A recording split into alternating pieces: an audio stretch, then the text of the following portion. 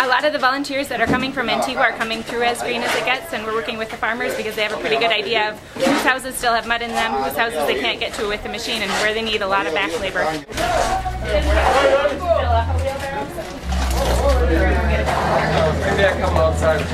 Oh, there are. Oh, dice que ya son dos afuera que no están en uso. Las traigo.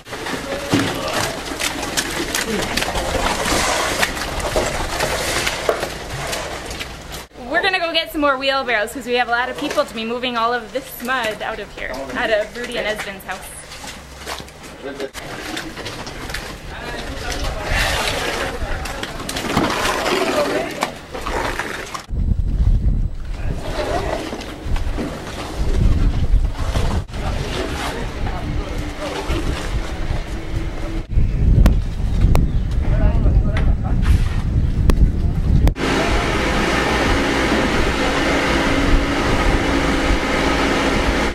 Bueno, una de las formas en las cuales As Green As It Gets está colaborando para este desastre natural de San Miguel Escobar es colaborando con una máquina pequeña para limpiar el lodo que está en las casas.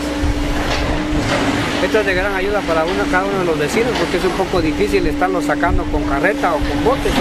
Es bastante difícil, entonces nosotros como grupo de campesinos estamos colaborando con esta pequeña máquina en diferentes lugares, en diferentes casas de los vecinos.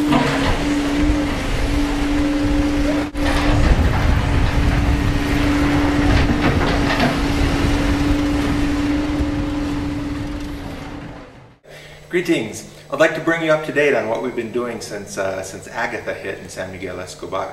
Every day now we've been hauling mud out of houses. We've managed volunteer teams with as many as 120 people coming in to haul mud. We've had many houses that are literally 4 or 5 feet deep in mud, and we spend a lot of time pulling that mud out by hoe, by wheelbarrow, by shovel, etc.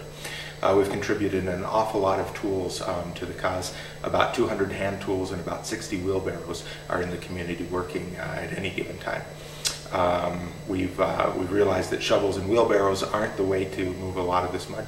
We've rented heavy equipment, bobcats, backhoes, dump trucks, things of that nature that can move a lot more mud.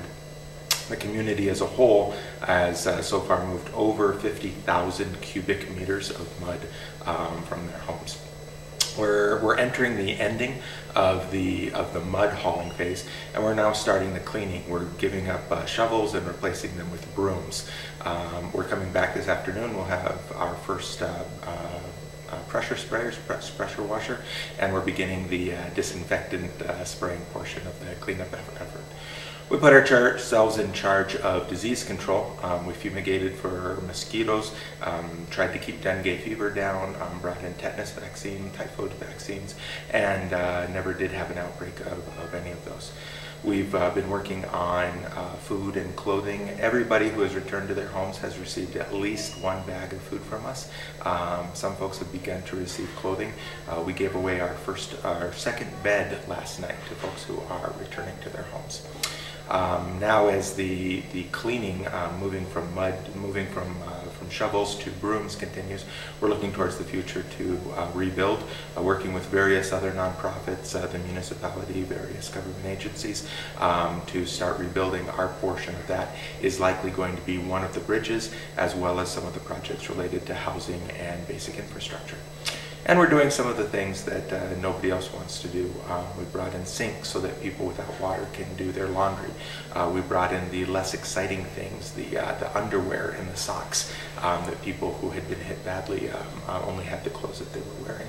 And we paid for the things, propane to do cooking, or pots that could cook hundreds of meals at a time were there. Even though we ourselves have only cooked about 2,000 of the meals that have been served so far, we've provided most of the equipment so that the soup kitchen can continue to cook for large quantities of people.